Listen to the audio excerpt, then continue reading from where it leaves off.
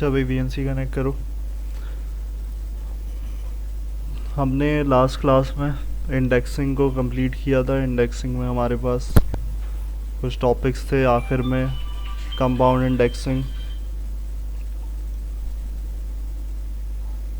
Indexing, ये सारे topics हमने कवर किए थे। अब इसके बाद हमारे पास टॉपिक आता है मेन एग्रीगेशन इन मोंगोडीबी। तो अब एग्रीगेशन में हमारे पास क्या चीज़ें हैं, एग्रीगेशन क्या होती है। तो सबसे पहले एग्रीगेशन यहाँ पर देखो लिखी हुई है definition, to write aggregate query a pipeline operation. तो सबसे पहली चीज़ कीवर्ड हमारे पास एग्रीगेशन के अंदर क्या है कि भाई ये एक पाइपलाइन है। अब उस पाइपलाइन में हो क्या रहा है वो चीज़ देखनी है हमारे पास।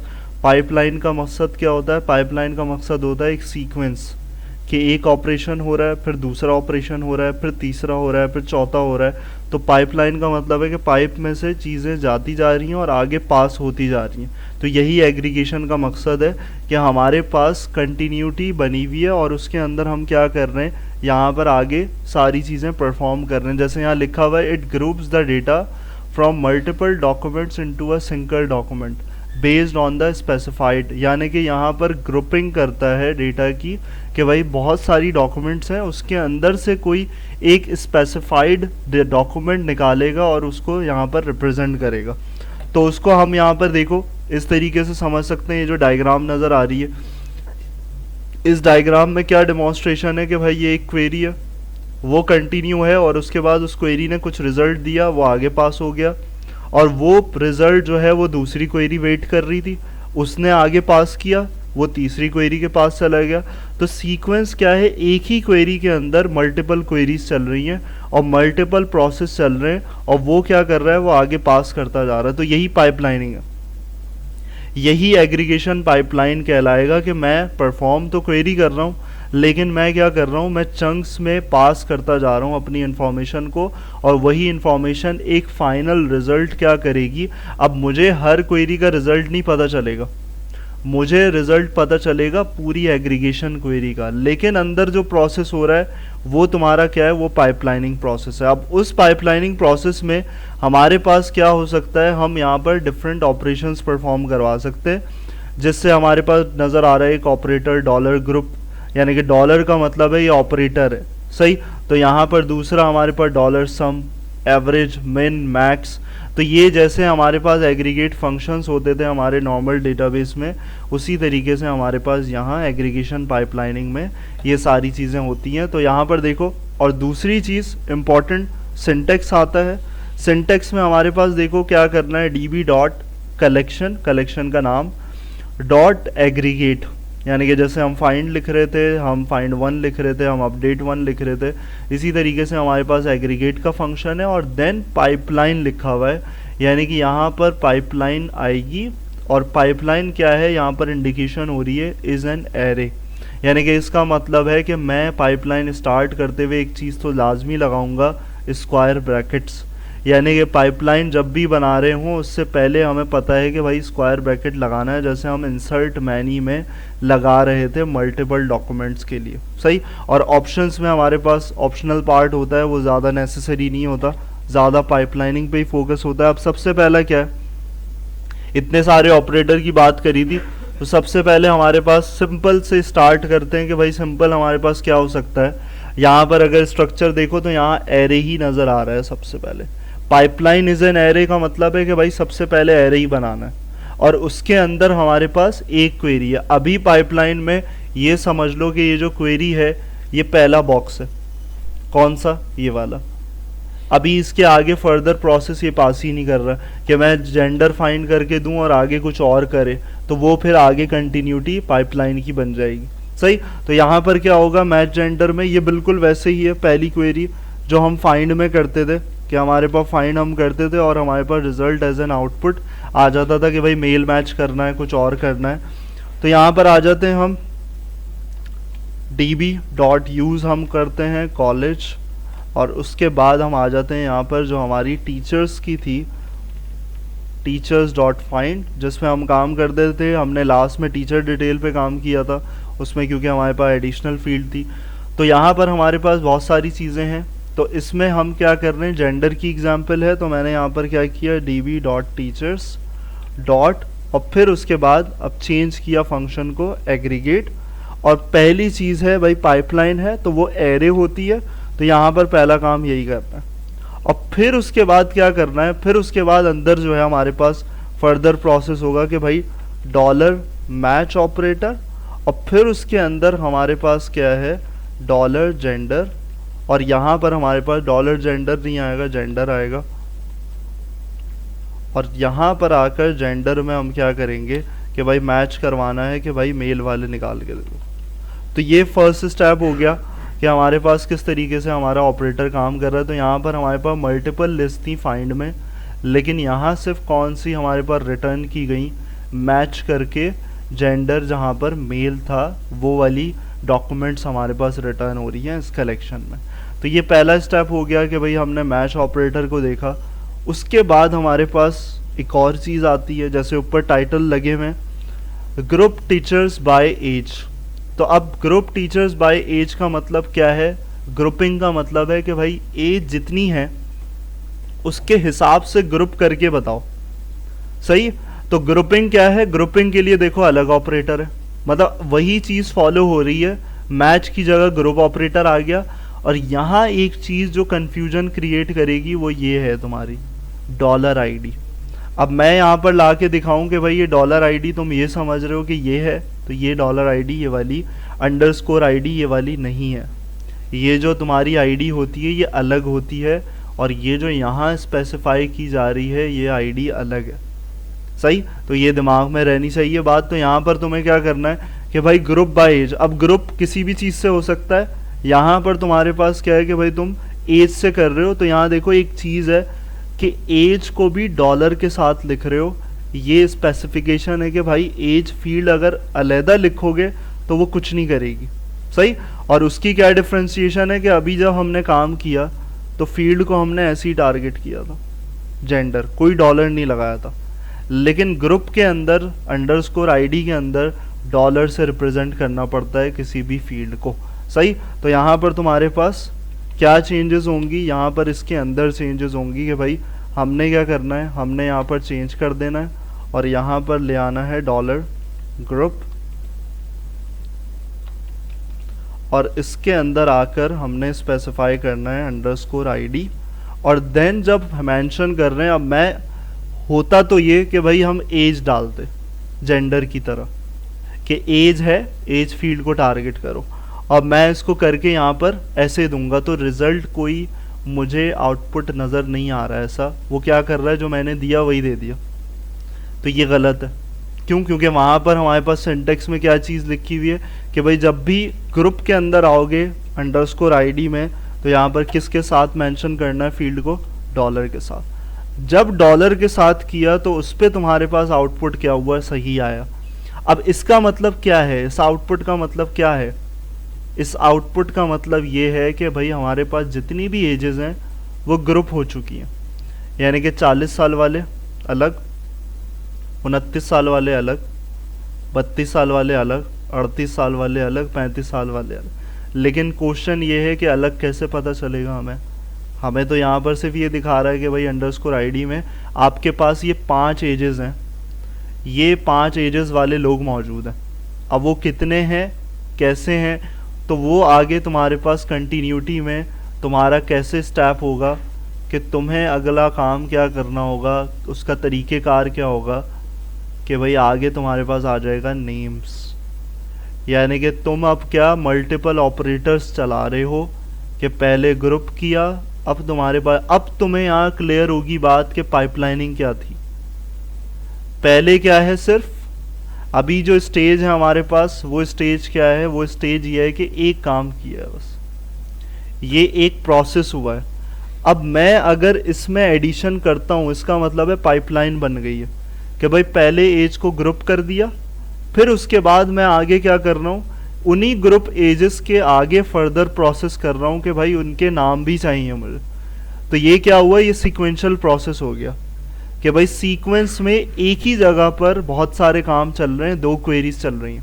सही, तो इसी को एग्रीगेशन कहते हैं। एग्रीगेशन इन मोंगोडीबी का कॉन्सेप्ट यही है। तो अब देखो क्या तरीका है कि हमारे पास हमें करना है, इसी में एडिशन करना है। तो हम इसके अंदर आए और हमने यहाँ पर क्या किया, नेम्स। अब यहाँ पर देखो कुछ भी ऐड कर सकता हूँ, वहाँ लिखा हुआ ना नेम्स, तो मैं यहाँ टीचर नेम्स कर सकता हूँ इस तरीके से, क्योंकि ये फील्ड है, ये रनिंग फील्ड होगी कि एज एन आउटपुट जो भी क्वेरी में आ रहा है उसमें दिखाएगी। और टीचर नेम्स के अंदर क्या करना है, हमने यूज करना है पुश ऑपरेटर। तो ऑपरेटर हमारे पास आया और इसके अंदर तुम्हारे पास देखो, जैसे एज के लिए हमने किया था कि भाई हमने डॉलर लगाया था, तो यहाँ पर भी डॉलर लिखोगे। यहाँ पर ऐसा नहीं होगा कि हम नॉर्मल जो मोंगोडीबी में करते हैं, नेम दिया तो तुम्हारे पास रिजल्ट नहीं आएगा सही। तुम्हें क्या करना है, तुमने डॉलर लगाना है और देन हिट एंटर करना है। तो यहाँ पर देखो मुझे एज एन आउटपुट उस चीज़ में इजाफा मिला, जो पहले रिजल्ट आया था उस चीज़ में इजाफा फिर हुआ कि हमारे पास यहाँ पर क्या चीज़ें आ गई, हमारे पास जितने भी ग्रुप्स थे उसमें टीचर नेम्स में से उसने सिर्फ क्या पुश करवाया, उसने तुम्हारी एक फील्ड को पुश करवाया। बस मैंने बोला कि भाई मुझे रिप्रेजेंटेशन चाहिए, मुझे पुश करना है, और मैंने सिर्फ ये एक एडिशनल पार्ट डाल दिया कि भाई नेम, मैंने नेम ऐड किया, नेम ला के दो। तो अब इसका मतलब ये नहीं है कि यहाँ पर ये एक एक दे रहा है, मेरे पास एक एक है हर ग्रुप में। अगर 2 होंगे 35 साल वाले तो यहाँ पर एरे बना हुआ है, तो ये एक और देगा यहाँ पर। और अगर 3 होंगे 35 साल वाले तो यहाँ पर देगा ग्रुप। ग्रुप का फ़ायदा क्या है फिर, तो यहाँ पर तुम्हारे पास जितनी भी ग्रुपिंग है उसमें ये पता चल रहा है मुझे कि हर एज वाला एक ही है अभी मेरे पास, 35 वाला भी, 40 वाला भी, 32 वाला भी। तो मकसद ये है कि भाई हमारे पास ये एग्रीगेशन क्वेरी है कि प्रोसेस क्या हुआ, पहले ये किया उसने, ग्रुप बनाया, ग्रुप करने के बाद मैंने बोला दूसरा काम करो, पुश करवाओ नेम, मुझे एक और चीज़ चाहिए, तो उसने एक और काम किया। अब ये सिंपल क्वेरी में हमारे पास पॉसिबल नहीं है, तो एग्रीगेशन ये चीज़ हमें क्या कर रहा है, हेल्प कर रहा है कि हम आगे क्या कर सकते हैं, फर्दर इन चीज़ों को ऐड करवा सकते हैं। सही, तो यहाँ पर इस तरीके से सीक्वेंस में हमारे पास चल रही हैं चीज़ें।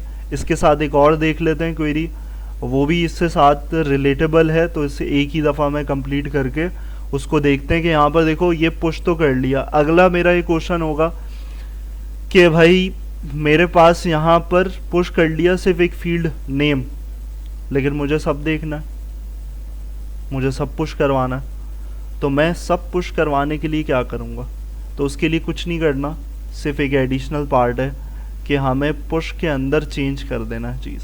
और वो क्या चेंज कर देना है, वो कर देना है $, रूट।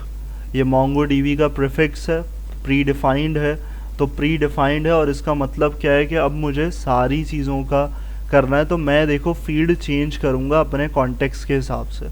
मैं टीचर नेम नहीं लिख रहा, मैंने टीचर्स लिखा, क्योंकि अब मैं सबको निकालना हूँ, सारी इन्फॉर्मेशन निकाल रहा हूँ। तो यहाँ पर पुश के अंदर मैंने नेम के बजाय यहाँ $, और कैपिटल में रूट लिखा, तो ये कैपिटल ही लिखना है, और एंटर प्रेस किया। तो अब क्या होगा, ग्रुपिंग वैसे ही आ रही है, सारा रिजल्ट सेम है, सिर्फ क्या हुआ, फील्ड्स का इजाफा हो गया।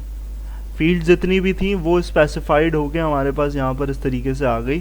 तो ये तुम्हारे पास क्या हुआ, हर ग्रुप के हिसाब से तुम्हारे पास अगर डॉक्यूमेंट ज़्यादा होंगी, अगर 40 साल वाले ज़्यादा लोग हैं, तो यहीं पर क्या होगा, तुम्हारे पास डॉक्यूमेंट्स अंदर एरे बना हुआ है और उसके अंदर तुम्हारे पास मल्टीपल डॉक्यूमेंट्स आती जाएंगी। 2 होंगे, 3 होंगे, तो वो सेपरेटली क्या करता रहेगा, ग्रुपिंग करके यहाँ पर तुम्हें डिस्प्ले करेगा। सही, इसको यहाँ तक इम्प्लीमेंट करो।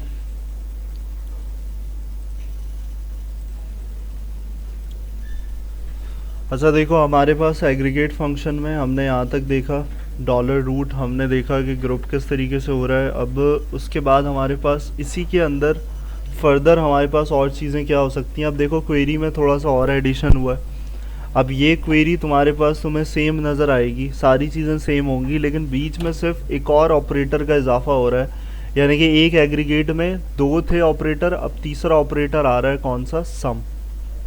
अब सम का मतलब क्या है कि फील्ड तुम्हें ये बता रही है, खुद समझ रहे हो कि भाई काउंट ऑफ स्टूडेंट, यानी कि एक ग्रुप में हम काउंट भी निकालना चाहते हैं। हम अभी तक क्या कर रहे थे, अभी तक सिर्फ डॉक्यूमेंट्स निकाल लेते बाय ग्रुप, अब उसके साथ एक और इजाफा करना है कि हमने काउंट भी निकालना है। तो सम 1 का मतलब है कि बस वो काउंट करेगा एक एक, यानी कि अगर 40 वाले ग्रुप में 3 होंगे तो वो 3 देगा, अगर वो 20 होंगे तो 20 देगा। तो ये सम ऑपरेटर और 1 इंडिकेशन है कि भाई एक एक काउंट करो। बात समझ में आ रही है? तो सिंपल सा है, उसी क्वेरी में ऐड करना है यहाँ पर जो तुमने लास्ट क्वेरी की थी। जैसे हमारे पास ये थी कि हमने ये डॉक्यूमेंट्स फैच किए थे, तो इसी को लेकर यहाँ पर बीच में इजाफा करना होगा। ये आ गई हमारे पास क्वेरी, और इसके अंदर बीच में यहाँ पर आकर मैं एक और फील्ड बनाऊंगा, काउंट ऑफ टीचर्स। अब वहाँ स्टूडेंट के हिसाब से यहाँ पर काउंट ऑफ टीचर्स किया, यहाँ पर ऑपरेटर लगा दिया सम कॉलन 1, ये इजाफा किया, ये हमारे पास पूरा हो गया। एंटर किया तो हमारे पास देखो यहाँ पर क्या होगा, जो तुम्हारा रिजल्ट है वो उसमें इजाफा, दोबारा इसको रन करते हैं क्योंकि ये ग्लिचिंग होती है इसमें। अब ये तुम्हारे पास सही आया है। तो यहाँ पर देखो क्या हो रहा है, काउंट ऑफ टीचर्स में जाहिर है मेरे पास एक एक है, रिटर्न हो रहा है 1 1, यानी कि यहाँ पर भी 1 है, यहाँ पर भी 1 है। अगर ये तुम्हारे पास डॉक्यूमेंट्स ज़्यादा होंगी तो वहाँ पर क्या होगा, 2 हैं तो 2 रिटर्न करेगा, 3 है तो 3 रिटर्न करेगा। तो पाइपलाइनिंग क्या हो रही है, पाइपलाइनिंग बढ़ती जा रही कि पहले 2 थे प्रोसेस, अब 3 प्रोसेस हो गए। सही, तो ये एक है स्टेप है कि हम यहाँ पर ये कर सकते हैं। और क्वेरी इंपॉर्टेंट पार्ट ये होता है कि भाई सवाल क्या किया जा रहा है, तो सवाल भी ऊपर लिखे हुए कि भाई group by age and count student, तो इंडिकेशन है क्वेश्चन की, भाई क्वेश्चन इस तरीके से। सही, अब यहाँ पर तुम्हारे पास क्या है, यहाँ पर देखो अब क्वेश्चन दूसरा है, give a count per age of male students and sort them by count in descending manner. यानी कि क्या करना है कि भाई काउंट करना है पर एज ऑफ मेल स्टूडेंट्स, और यहाँ पर सॉर्ट करना होगा डिसेंडिंग मैनर में। अब ये जो तुम्हारे पास ऊपर है मेल स्टूडेंट वाला, अब वो मुझे बताओ इस क्वेरी में ऐसा क्या होगा, क्या एडिशनल पार्ट होगा कि मैं इसमें क्या करूं। ग्रुप हो रहा है, सही है, लेकिन अब उसमें एक और चीज़ दे दी है कि भाई क्या करना है, हमें यहाँ पर सिर्फ मेल टीचर्स को टारगेट करना है, वो स्टूडेंट्स हो टीचर्स हो। तो अब इसमें क्या डिफाइन करना ज़रूरी है, एक और ये तो हमारे पास एग्रीगेट है, लेकिन इसमें एक और एडिशन सवाल के हिसाब से क्या होना चाहिए